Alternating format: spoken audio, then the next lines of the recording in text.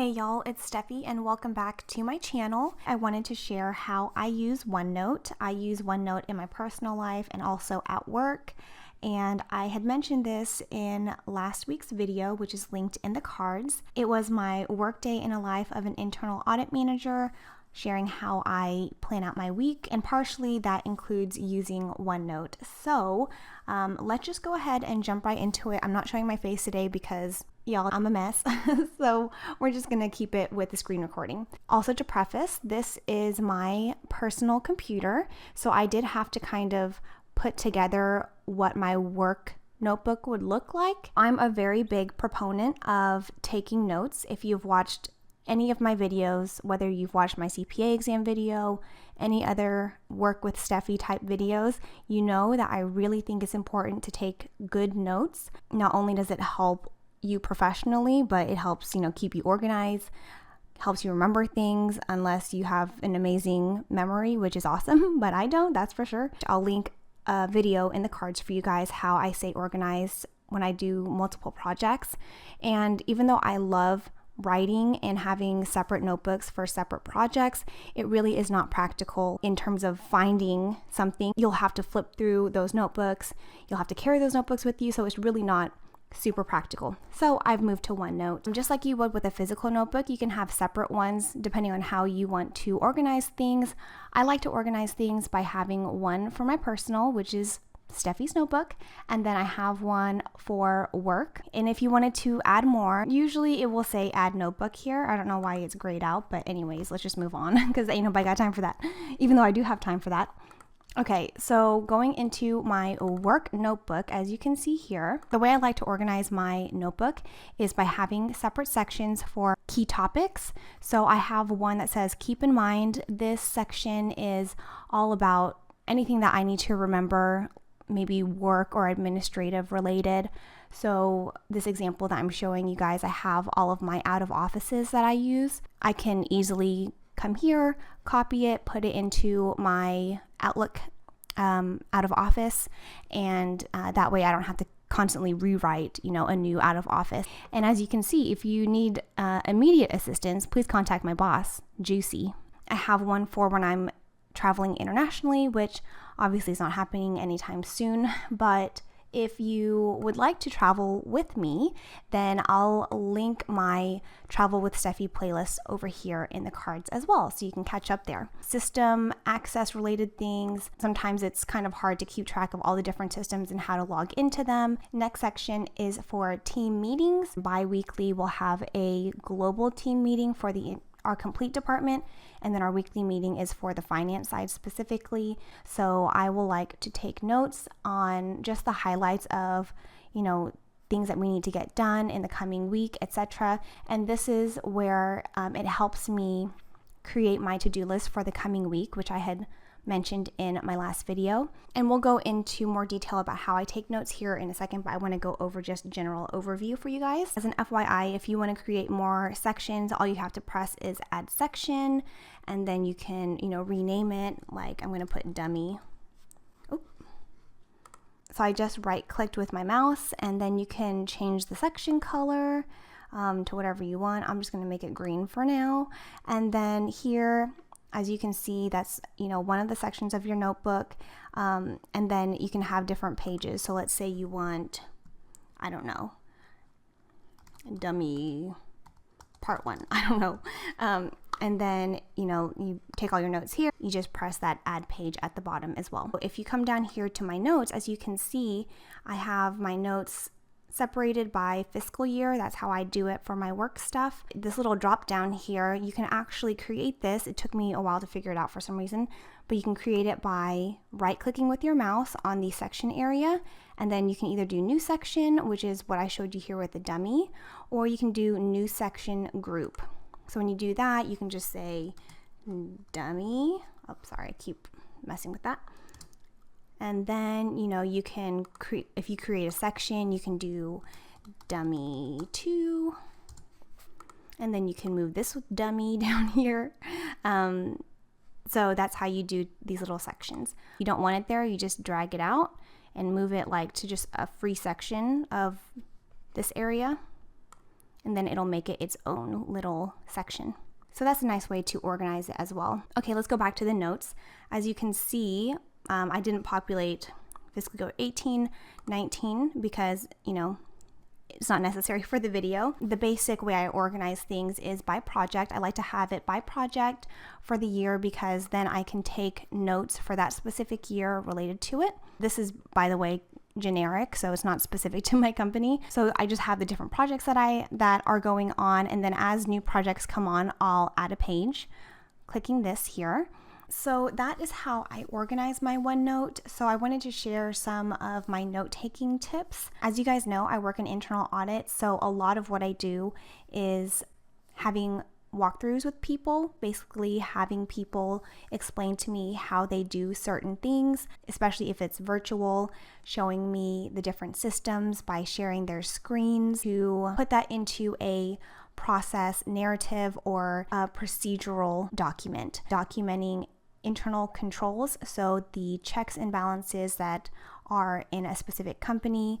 They can be operational in nature or financial related, and basically help to reduce risks. So risk like someone stealing money from the company. Maybe a more operational risk is not being able to meet the service level agreements that we have with our customers because we have some processes that aren't efficient, that kind of thing. So I'm going to link in the cards in the description box a video I've done more about what I do for a living in internal audit, and then also a video that I've done about what internal controls is all about, what it's like to do, process walkthroughs, things of that nature. If you want to get into more detail about that in the accounting and audit world, it's really important to take good notes during pretty much any discussion to be able to reference back to it. Like I've said in other videos, it really shows your professionalism, that you take your job seriously when you're taking notes so that you can refer back to them and you're not having to ask other people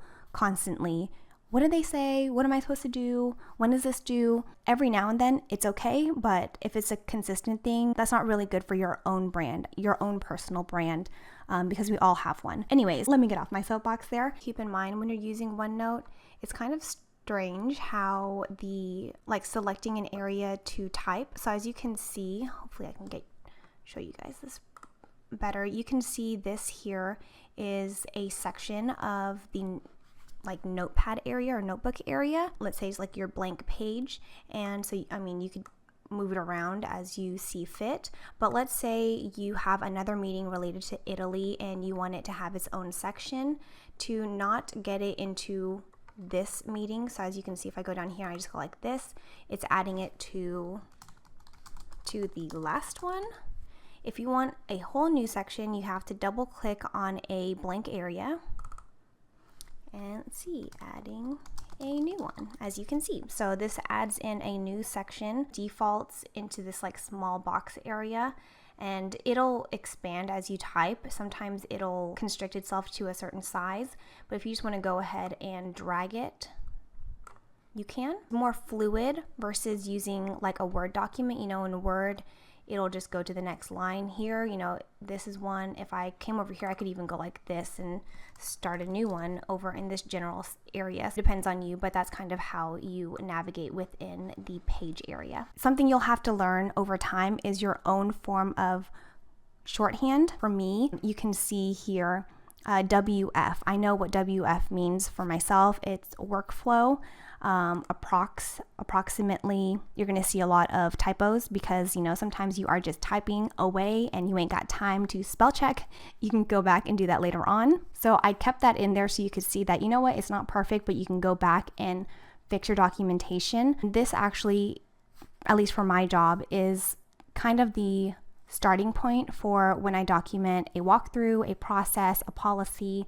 This is where I start because I've put down all of the important information. You'll have to figure out your own shorthand, and obviously it'll make sense to you. This one is not the best example because it says workflow right there.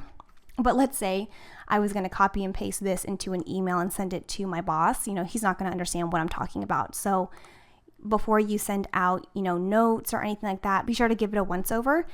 Fix any spelling errors who are like this build now in GL. Clean it up a little bit. Maybe it doesn't make sense, just be sure to give it a once over before you send out your notes, unless you take perfect notes, which would be great too. I like to prep for meetings beforehand. If there are certain questions that I have already in my mind, I make sure to write them down. So this part here, so see questions for Juicy, 1 and 2, they were actual, like I had written them down before the meeting, and everything afterwards is where Juicy or the person provided me a response. Same thing here. The second thing I needed to know about was approval workflows, written out workflows versus WF, because this is before the meeting, the actual meeting, what day it was, who all was involved, and then I start taking my notes during the meeting. Something to keep in mind, if you're using your laptop speaker and microphone during your call, be sure to mute yourself if you're not speaking, because otherwise you can hear when you're typing on your keyboard. So that's definitely very distracting for people. Otherwise, if you're going to be talking the entire time, I highly recommend having some kind of headset.